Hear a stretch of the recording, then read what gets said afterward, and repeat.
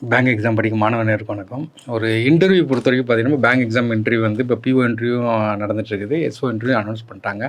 இன்டர்வியூவில் வந்து இம்பார்ட்டன்ட் இன்டர்வியூக்கு முக்கியத்துவம் என்னன்னு கேட்டிங்கன்னா, நார்மலாக பார்த்தீங்கன்னா, நம்ம எந்த செக்டாருக்கு வேலைக்கு போகிறோம், பேங்கிங் செக்டாருக்கு வேலைக்கு போகிறோம். இப்போ பேங்க் சம்மந்தமாக எல்லாமே தெரிஞ்சுக்கிடணும். பேங்கிங் டேர்ம்ஸு, பேங்குடைய ஹிஸ்ட்ரி, கரண்ட் அஃபேர்ஸ் உள்ள எல்லாமே தெரிஞ்சுக்கணும். 2வது என்ன கேட்பாங்க அப்படின்னு கேட்டிங்கன்னா, நம்மளுடைய சப்ஜெக்ட்டை பற்றி கேட்பாங்க. ஏன்னா 3வது பார்த்தீங்கன்னா கரண்ட் அஃபேர்ஸ். நிறைய இன்டர்வியூவில் பார்த்தீங்கன்னா current affairs main role play பண்ணும். அப்போ அன்னைக்கு பேப்பர் கண்டிப்பாக நீங்கள் பார்த்துட்டு போகணும். ஏன்னா நீங்கள் அன்றைக்கி பார்க்காம போயிடக்கூடாது, கண்டிப்பாக பார்த்துட்டு போகணும். அப்போ அதுக்கு முன்னுக்கூட்டியே நம்ம கொஞ்சம் பேப்பர் படிச்சுட்டே இருந்தால் தான் நமக்கு வந்து புரியும். அதனால் நீங்கள் என்றைக்கு டேட்டுக்கு இன்டர்வியூ போகிறீங்களோ அன்றைக்கி பேப்பர் மோஸ்ட் இம்பார்ட்டன்ட். அப்போ நீங்கள் ஒரு நியூஸ் பார்த்துட்டு காலையிலே இருந்துச்சு பேப்பர் பார்த்தீங்கன்னா ஒரு கான்ஃபிடன்ட் லெவல் கிடைக்கும். அப்போ நார்மலாக நான் இன்றைக்கி டேட்டில் லெவலில் முக்கியமான நியூஸ் பார்க்க போகிறோம். இப்போ பேங்க் இன்டர்வியூவில் கரண்ட் அஃபேர்ஸ் பார்க்கும்போது, இப்போ இன்டர்வியூக்குன்னு பார்க்கும்போது இன்டர்நேஷ்னல் லெவலில் நீங்கள் ஒரு நியூஸ் படிக்கும்போது எப்படி படிக்கணும்னா, நிறைய படிக்கக்கூடாது. அதாவது ஒரு 2 நியூஸ் மட்டும் தான் படிக்கணும். இன்டர்நேஷ்னலாக 2 நியூஸ், நேஷ்னல்னால் 2 நியூஸ், எக்கனாமிக்னா 2 நியூஸ் படிக்கணும். அப்போ நார்மலாக பார்த்தீங்கன்னா ரிக்கரிங் இன்றைக்கி பார்த்தீங்கன்னா ரஷ்யா உக்ரைன் வார் தொடங்கி 2 வருஷம் ஆகிட்டு. 2 வருஷமும் பேப்பரில் அந்த உக்ரைன் ரஷ்யா வார் இல்லாமல் கிடையவே கிடையாது. ஏன்னா வருஷத்தில் 365 நாளும் உக்ரைன் ரஷ்யா வரும். அப்போ ஒரு தடவை படிக்கும்போதே நீங்கள் என்ன பண்ணணும்னு கேட்டிங்கன்னா, உக்ரைன் ரஷ்யாவுடைய அதிபர் யார், அதனுடைய கேபிட்டல் என்ன, ரெண்டுக்கு கரன்சி என்ன காசு, எந்த காரணத்தால் வார் வெடிச்சிச்சு, இதனுடைய கான்சிக்வன்ஸ், இது விளைவு எப்படி இருக்கும், இந்தியாவுடைய ஸ்டாண்ட் என்ன, ஏன்னா இந்தியாவுக்கு என்னென்ன பாதிப்புகள், பொருளாதார பாதிப்புகள் இருக்குது, இந்த மாதிரி நீங்கள் டீட்டெயிலாக ஒரு தடவை படித்து அந்த நியூஸை வந்து பைகாட் பண்ணிடலாம். அப்போ அதே மாதிரி பார்த்தீங்கன்னா இன்டர்நேஷ்னல் நியூஸில் பார்த்தீங்கன்னா ரஷ்யா உக்ரைன் வார், பிறகு பார்த்தீங்கன்னா இஸ்ரேல் கமாஸு அதுவுடைய பிரச்சனை. அப்போ அதுக்கும் பார்த்துக்கிடணும். இஸ்ரேலுடைய கேபிட்டல் கரன்சி, இது பாலஸ்தீனத்தை பற்றி ஃபுல்லாக பார்த்துக்கிறோம். இப்போ புதுசாக பார்த்தீங்கன்னா ரெட் சி அட்டாக். இந்த ரெட் சி அட்டாக்குங்கிறது ஆக்சுவலாக பார்த்தீங்கன்னா it's lead to 3rd world war அப்படிங்காங்க. அப்போ ரெட் சி அட்டாக்குக்கு என்ன பண்ணுறாங்க, அப்போ வந்து அந்த கிளர்ச்சியாளர்கள் ஏமன் நாட்டில் இருப்பாங்க, சோமாலியா நாட்டில் இருப்பாங்க. அப்போ அவங்களுக்கு அகேன்ஸ்டாக யூகேயும் யூஎஸ்லையும் வந்து அட்டாக் பண்ணுறாங்க. இந்தியாவுடைய ஸ்டாண்ட் என்ன, அங்கே உள்ள ரெட் சியில் வரக்கூடிய கப்பல் அட்டாக் பண்ணால் இந்தியா போய் மீட்டு கொடுக்காங்க. அப்போ இந்த மாதிரி இது இஷ்யூ எல்லாம் மாறுவது. வேறு வேர்ல்டு எக்கனாமிக் லெவல் பார்த்தீங்கன்னா வேர்ல்டு லெவலில் கொரோனாக்கு அப்புறம் வந்து கீழே விழுந்து கிடக்குது. இந்தியாவுடைய எக்கனாமி வந்து டெவலப்பாக இருக்குது. அப்போ இந்த மாதிரி நம்ம எல்லாமே பார்த்துக்கணும். எக்ஸ்போர்ட் இம்போர்ட், பேங்கை பொறுத்த வரைக்கும் எக்ஸ்போர்ட் இம்போர்ட்டுங்கிறது ஒரு முக்கியமானது. அப்போ இந்த எக்ஸ்போர்ட் இம்போர்ட்டை பொறுத்த வரைக்கும் நமக்கு என்ன பார்த்தீங்கன்னா, நமக்கு வந்து பேங்கிங் செக்டர் எக்ஸ்போர்ட் இம்போர்ட்டுக்கு எப்படி சப்ளை பண்ணுறாங்க, அப்போ இந்தியா எது அதிகமாக இம்போர்ட் பண்ணுறாங்க, எது அதிகமாக எக்ஸ்போர்ட் பண்ணுறாங்க, இது எல்லாத்தையும் பார்த்துக்கணும். இப்போ நம்மளை பொறுத்த வரைக்கும் என்னங்கன்னா இன்டர்நேஷ்னல் லெவலில் நமக்கு பார்த்தீங்கன்னா முக்கியமான இது என்னென்னு கேட்டிங்கன்னா, முக்கியமானது இந்த இது என்னெல்லாம் பார்த்தீங்கன்னா ரஷ்யா உக்ரைன் வார், இதெல்லாம் நீங்கள் டீஃபால்ட்டாக படித்து வச்சுக்கிடணும். ஏன்னா ரெட் சி அட்டாக்கு, ஏன்னா இஸ்ரேல் கமாஸு, ஏன்னா அடுத்தது பார்த்தீங்கன்னா வேர்ல்டு எக்கனாமிக் கிரைசிஸ், இதெல்லாம் டிஃபால்ட்டாக படித்து வச்சுக்கணும். அப்புறம் இந்த வருஷம் பார்த்தீங்கன்னா இந்தியாவுக்கு எலெக்ஷன் இருக்குது, அமெரிக்காவுக்கு எலெக்ஷன் இருக்குது, இதெல்லாம் கொஞ்சம் படித்து வச்சுக்கணும். இப்போ இன்டர்நேஷ்னல் லெவலில் இந்த 4 வந்து நீங்கள் டிஃபால்ட்டாக படிச்சுக்கணும். இது போக நாளைக்கே ஏதாட்டும் ஒன்று நடக்கலாம். எங்கேயோ ஒரு இடத்துல ஒரு எர்த்துக்குவைக்கு நடக்கலாம், இன்டர்வியூ பேஸ்டு அந்த எர்த்துக்குவைக்கு சம்மந்தமாக போயிடும், அல்லது புதிய ஒரு அதிபரை தேர்ந்தெடுக்கலாம், என்னனாலும் நடக்கலாம். நியூஸ் பேப்பர் வந்து காலையில் நம்ம படித்து பார்த்தா தான் தெரியும், ஏன்னா மாறிட்டே இருக்கும். அதனால் அன்றைக்கி டேட்டில் உள்ள நியூஸ் பேப்பருக்கு இம்பார்ட்டன்ட் கொடுக்கணும். இப்போ இன்றைக்கி டேட்டை நம்ம பார்க்கும்போது என்னன்னு கேட்டிங்கன்னா, இப்போ வந்து ரைசியானா டைலாக் அப்படிம்பாங்க. நமக்கு வந்து கிரீஸுடைய பிரைம் மினிஸ்டர் பார்த்தீங்கன்னா இப்போ இந்தியாவுக்கு வந்திருக்கார்.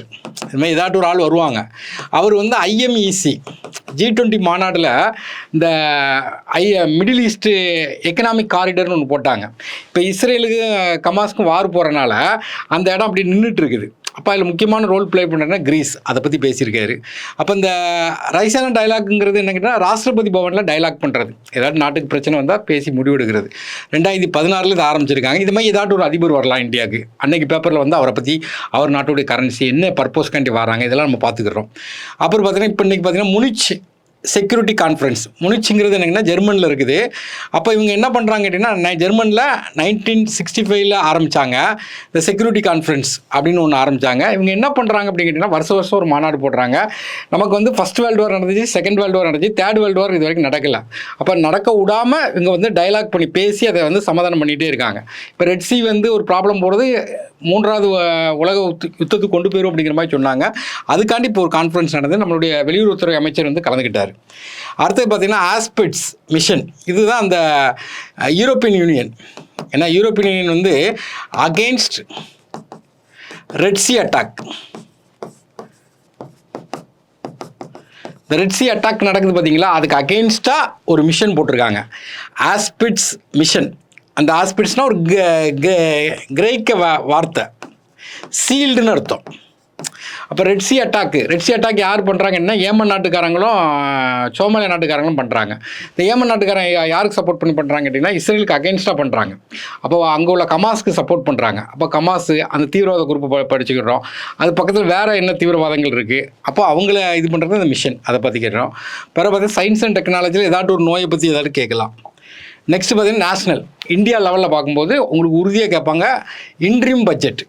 அப்போ தேர்தலுக்கு முன்னாடி ஏன்னா ஒரு பட்ஜெட்டுங்கிறது ஃபினான்ஷியல் இயருங்கிறது ஏப்ரல் 1 டு மார்ச் 31 வரை. இப்போ இது வந்து பிப்ரவரி 1 தாக்கல் பண்ணலாம். அடுத்த எலெக்ஷன் வந்தப்போ புது பட்ஜெட் புது கவர்மெண்ட் ஃபார்ம் பண்ணவொன்னே புது பட்ஜெட் போடுவாங்க. அப்போ இந்த இடைக்கால பட்ஜெட்னு ஒன்று போடுறாங்க. இந்த பட்ஜெட்டுடைய ஹைலைட்ஸ் நல்லா பார்த்து வச்சுக்கிடுங்க.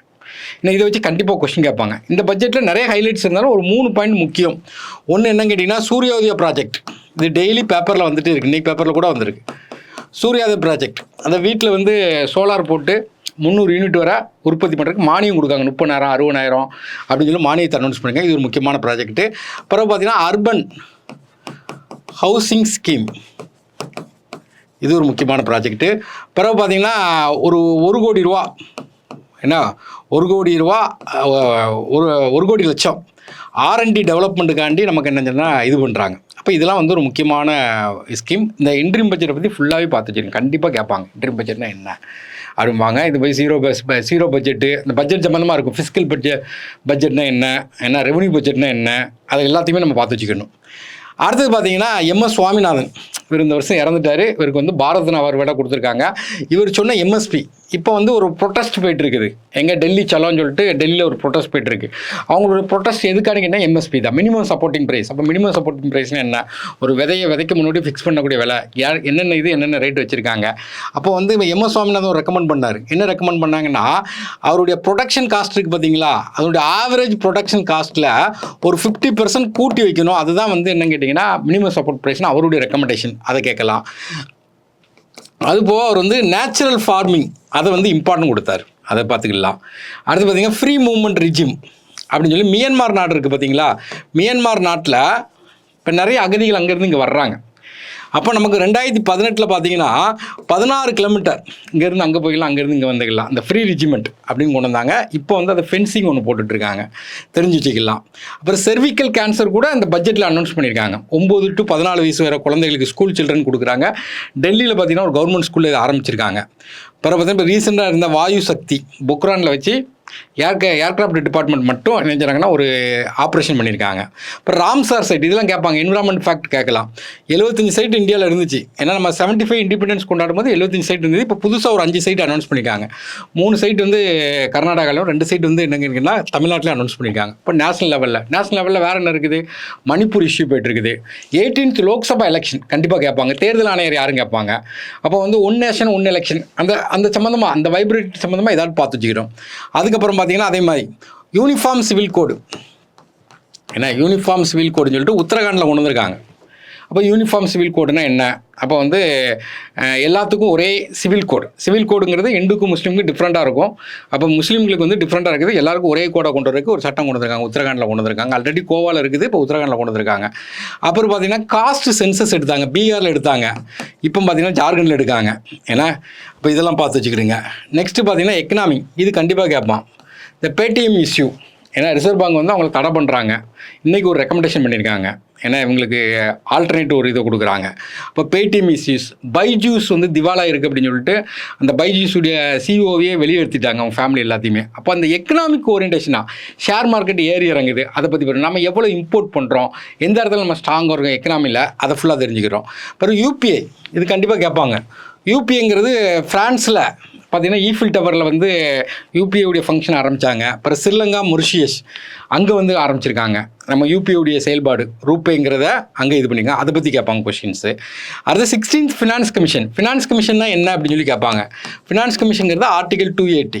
இந்த ஃபினான்ஸ் கமிஷனுடைய மெயின் வேலை என்னென்னா இந்த டேக்ஸ் இருக்குது பார்த்தீங்களா, டேக்ஸை வந்து ஷேர் பண்ணி கொடுக்குறது.